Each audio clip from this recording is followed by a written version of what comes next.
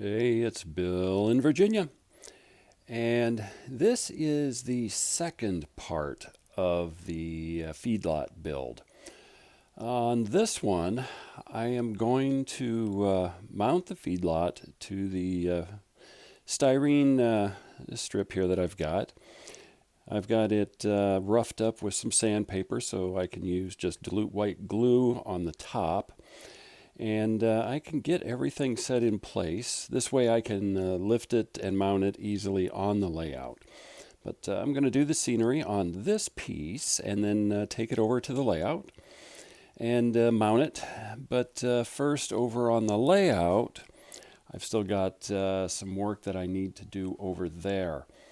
As noted in the first video series on this, that far track is my programming track, so I've got some wiring to do.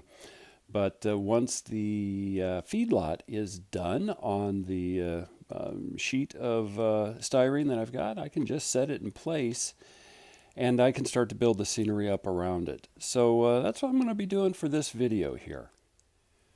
All right, so the next step is to put ground cover on the sheet styrene that I'm using for the base for the feedlot. You can barely see a little pencil mark here and here, and then another one over here and here. This is where the two sheds are. So what I'm going to do is I'm going to take Woodland Scenic's turf soil, which is much darker, and just kind of put into those areas to cover up the ground. And you can see I've already got dilute white glue spread out over the entire piece of styrene, and I can add more if I need it a little bit later. And I want it to be very wet, because once I get the basics in, I will put the building back on. There's going to be enough glue that's going to seep up that's going to grab all of the little wood, and I'll press it so that it stays in place while the glue dries. And then I can come back in after that and do some fine detailing. This is just kind of a quick and dirty. I don't need to put in a whole lot. I don't need to really build it up. I just need to have it in so that where I'm wanting the different colors, I can get it in, and then I can come back and do fine detailing. And I can use isopropyl alcohol, give things a quick squirt, and I can go from there to get additional material in, get it glued down to the way I want it. So I want the glue to actually soak through everything that I put on so that it does have a bite. Now I did use sandpaper on this to ensure that I get a good grip on the material. You can see over here the glue is already soaking through, and it's starting to soak through over here. It's changing a color just a little bit, which is exactly what I want. The earth tones, again, I just want to kind of put it on, and I don't need to put it on thick, as I'm going to come back in with other stuff later and do more. And I'm hoping I've got more earth tone. I'm pretty sure I got some more here, because I'm going to need it. But this is how I do my scenery. In every part of both the HO and the N scale layout, it's all done by hand. It's all done this way. And I don't care if I get it all, if I mix it up a little bit, that's no big deal. Because in fact, that's probably the better way to do it. Then you can see once it hits the glue, it spreads out. It starts to go into other areas. So I will do more of this until I get it done. All right, this is good enough for this right now.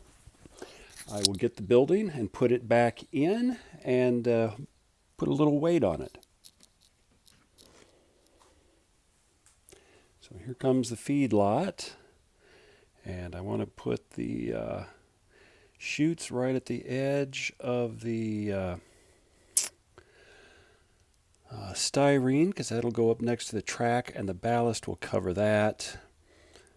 So everything is sitting where I need it to sit. So what I'm going to do is add just a little bit of weight, nothing significant, but put some stuff in so that I get good contact, so that the glue that's soaking up through the scenic material also soaks into the bottom of the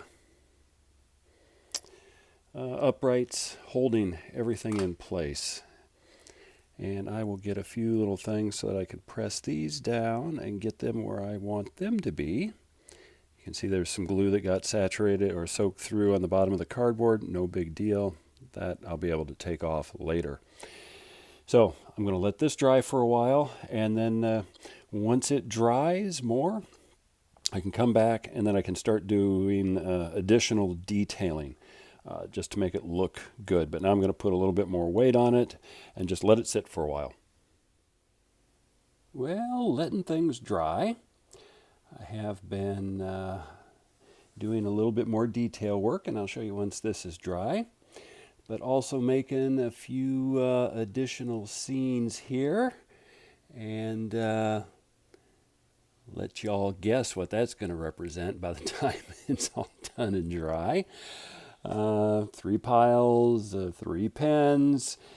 This is going to be on the other side of the fence. Under all of this are very small drops of dilute white glue that I've sprinkled just sort of the dark brown and black soil on top of. I'm going to let those dry and see if I can scrape them off. They are going to represent smaller initial cow piles versus the larger shoveled and dumped forms of this. We'll see how that looks once it's all done.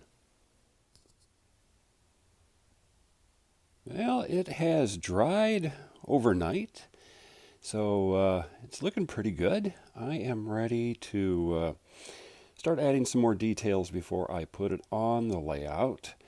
I'm thinking I'm going to put the cows in, and I am going to put in some tufts of grass in and around the chutes, and kind of in a couple of other areas here on this before I put it in. But it's going to be on the layout fairly soon. I'm not going to glue it onto the layout yet, as I'm going to get the track work done before I permanently put this in place. But you can already see the little manure piles actually turned out pretty good. Now, and a lot of the little cow plops, I'm going to see if I can get these off without really trashing them out. These small ones, I don't know, I just put them on just for fun.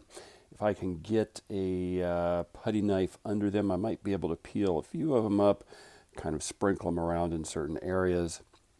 Otherwise, I'll come up with another way of doing that. But the manure piles turned out good. I'm happy with those. I just got to make sure I can get them off this plastic. All right, next one should show it much farther along the way with animals, and at least sitting on the layout, if not put in place permanently. So here we are. I have the Stockyard feature in place along the siding. I think it looks pretty decent. I've got the cows added. I've got some tufts of grass kind of out near the track. I'll do more work on that once I get the track piece done. But I added the taller manure piles on the inside. I think that actually looks good in where the cows are. Some of the smaller stuff that I had made, you can kind of see the little darker spots scattered in there. Kind of do look like cow pies. Added some woodland scenics grass that I cut really, really small into the feed bunkers. I do have some N-scale bales of hay coming. Ordered them off eBay. I think they're going to get here this week, so that'll be good because I can add some of those around on the outside once I get the scenery base done. Also put together 2 more little paper buildings just for like a shed, small office as things are coming in. Got another shed and office space over on this side. I think that'll look okay there. Next thing I'm going to do is get the track wired up. I will insulate it right here so that this becomes my programming track. Again, other industries off over there. Road coming in over here, sort of a parking area, offloading area, road coming across over here, parking area for the stake trucks and the workers who work here. I probably still am going to make a bigger pile of poo just to kind of sit, like off the back over here. This is in an area or at a time when environmental regulations were lax.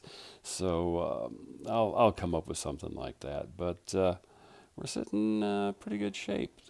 My cattle cars coming in, they will line up pretty well. So this is how this scene is going to come together. Making progress on it. All right, I have my wiring done. So I've got power to my switching area here. Already been running my little switch engine. What I've done is I've electrically isolated from here to the end. That is my programming track. So it's got its own separate feed up to my selector switch that I have on the panel. This area, when I do switching, I just have to remember to include a couple of cars. That I'm not going in past here with the engine. Although if I do, all I got to do is switch it over to the programming track switch, and I can get farther. It's a little bit of a pain, but it's enough so that I can run it. But if I do a couple of cars, if I've got a couple of box cars, or I'm switching over here on this side, that's fine. I'm going to be able to bring it in, no problem. So next thing is going to be doing some additional scenery. Start to get the roads in, get the ballast work done on the track, get it glued in place, get a little switch stand out of the nail for this particular switch, and start to work on this area here. This will be the next big project on the layout, is to get the scenery in. And I still got to look at my wood kits and see what kind of a building I'm going to put for that open area. That'll come later, but that's where we're at on the end scale build at this point in time. So it's taken shape. I've been running trains. I've been having fun on it. It's been a fun layout to build during our pandemic time. Anyway, more to come.